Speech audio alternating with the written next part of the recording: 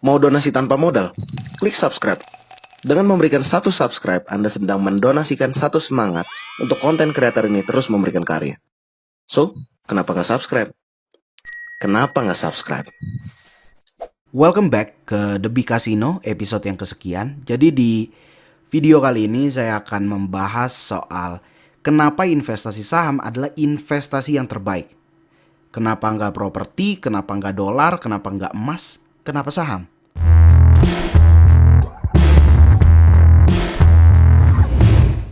Saya mau membahas ini, saya mau membandingkan ini dari 3 poin yang menurut saya penting dipertimbangkan ketika kita mau investasi. Pertama dari soal harga. Bursa saham itu satu harga. Jadi kalau misalnya kita ada di Amerika, kita ada di Inggris, kita ada di Jepang, kita ada di Indonesia, selama barang yang kita beli itu adalah barang yang sama, misalnya BCA, selama BCA yang kita beli adalah BCA yang ada di ISG, ya mungkin ada beberapa saham yang multi listing. Contoh Telkom, dia listing juga di New York Stock Exchange. Jadi selama barang yang sama yang kita beli, harganya pasti sama. Kayak gitu. Jadi nggak ada tuh misalnya tiba-tiba BCA di Inggris sama BCA di Amerika itu beda harganya. Kenapa? Karena ada ongkos kirim atau yang lain-lain. Itu nggak terjadi di bursa saham.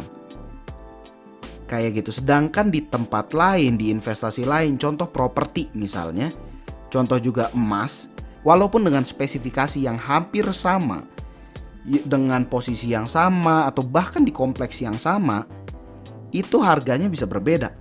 Harganya bisa berbeda, ini dari mana harganya bisa berbeda? Ya mungkin karena siapa lebih butuh siapa. Misalnya penjualnya lebih butuh, oke, harganya bisa dibuat lebih rendah. Tapi kalau misalnya pembelinya yang lebih butuh, harganya bisa lebih tinggi dari pasarannya. Seperti itu. Emas dari satu toko ke toko lain itu bisa berbeda harganya. Tapi saham itu satu harga. Ada sistem yang mengatur supaya harganya ini kalau mau bergerak itu berdasarkan keputusan dari banyak orang. Seperti itu. Jadi hal ini pentingnya di mana? Ini bisa membantu kita kalau misalnya suatu saat terjadi kita udah investasi nih, misalnya properti dari lama. Tapi suatu saat kita mau jual dan di kondisi kita lagi BU, misalnya kita lagi butuh uang, harga properti yang kita punya yang udah kita investasikan bertahun-tahun ini bisa rusak. Karena apa? Karena kita lebih butuh. Seperti itu. Sedangkan kalau di bursa saham, ya misalnya kita simpan udah 10 tahun, harga sahamnya udah 10 udah naik misalnya 2 kali lipat, udah untung 100%, ya udah kita tinggal jual di situ. Seperti itu. Itu masalah harga. Jadi nggak ada kondisi mendesak yang akhirnya merusak harga investasi kita. Yang kedua, masalah likuiditas, menurut saya saham itu yang terbaik. Kenapa seperti itu? Contoh misalnya, kalau misalnya kita bandingkan sama properti. Orang tua saya nggak mengenal investasi saham. Yang mereka kenal investasi, ya udah beli rumah, beli properti. Cuman kalau misalnya masalah investasi seperti properti ini, satuannya itu kan per rumah. Satuannya ini per entitas yang mereka beli. Misalnya rumah tersebut, ya satuannya per rumah itu. Nggak bisa dijual cuman kamar mandi doang, nggak bisa dijual cuman lantai atas doang, nggak bisa dijual cuman kamar tidur samping doang, nggak bisa seperti itu. Ketika kita mau memutuskan berubah pikiran, kita harus jual semuanya. Jadi orang tua saya itu nggak mengenal investasi saham. Sampai suatu ketika mama saya butuh uang. Harga properti yang mama saya punya itu adalah sekian. Sedangkan yang mama saya butuhkan itu hanya setengah dari harga properti tersebut. Cuman karena nggak ada opsi lain, karena mungkin kondisinya saat itu satu-satunya yang bisa diliquidkan, satu-satunya yang bisa gampang dijadikan uang cash adalah si properti tersebut. Karena memang ketemu pembelinya. Mama saya cuman butuh duit setengahnya. Tapi yang harus dijual satu rumah ini 2 kali dari yang mama saya butuhkan. Sedangkan kalau misalnya kita investasi di saham, karena satuannya lebih kecil, jadi kita misalnya cuma butuh 500 juta. Kita punya aset 1 miliar di saham, kita cuma butuh 500 juta. kita bisa cairkan 500 jutanya aja. Nggak harus jual 1 miliarnya.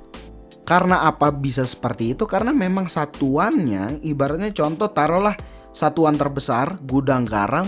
Jadi misalnya harga gudang garam ini 40.000, harga gudang garam ini 50.000. Kalau misalnya kita nilai minimum transaksi itu adalah 1 lot, berarti satuannya itu 4 juta sampai 5 juta. Sedangkan kalau misalnya kita belinya properti, satuannya itu adalah senilai properti tersebut. Gitu, kita nggak bisa dengan gampang menjadikan ini sebagai uang cash. Jadi untuk masalah yang kedua ini, masalah likuiditas, menurut saya saham itu investasi yang sangat baik, investasi yang sangat ramah dengan likuiditas. Jadi ini dengan mudah karena satuannya kecil, ini bisa dengan mudah kita jual, kita beli. Yang ketiga, menurut saya apa yang membuat investasi saham itu adalah yang terbaik. Mungkin kalau ngomongin soal return, investasi saham dengan investasi properti, dengan investasi emas dan dolar dan yang lain-lain itu bisa bersaing lah. Cuman yang mau saya gambarkan seperti ini. Ini grafik IHSG yang terjadi di sini. Anggaplah dalam sebuah bisnis, dalam sebuah investasi, semua memiliki resiko. Nggak ada investasi, nggak ada bisnis yang nggak memiliki resiko. Jadi kalau misalnya kita ngelihat di sini, ini IHSG dari tahun 98 sampai 2020.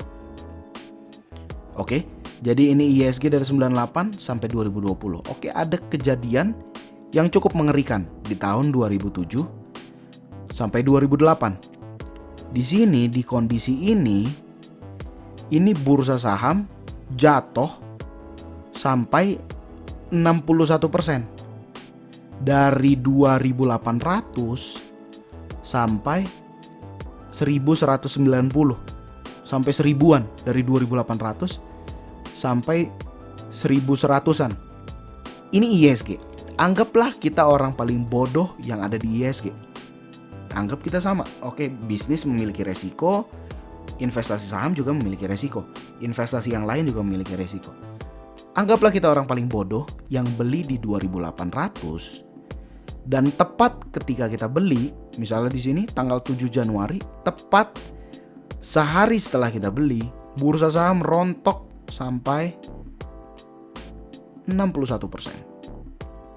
Oke, jadi anggaplah duit kita ada 100 juta, turun 61%, itu artinya duit kita tinggal 39 juta.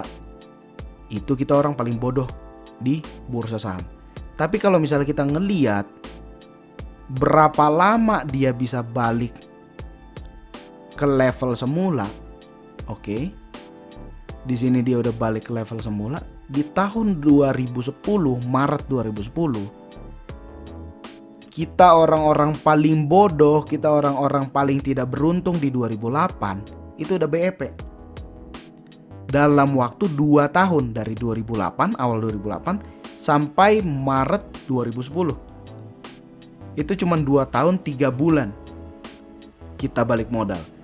Misalnya ada nggak bisnis yang udah 3 tahun nggak BEP? Ada. Ada bisnis yang 5 tahun nggak BEP? Ada juga. Ini kondisi paling parahnya, 2 tahun udah BEP. Itu fakta pertama. Orang paling bodoh di 2008 ini, kalau misalnya kita ngelihat sekarang, jadi dia beli di harga 2.800, sekarang harganya 4947. 2.800. Kita udah untung 70%.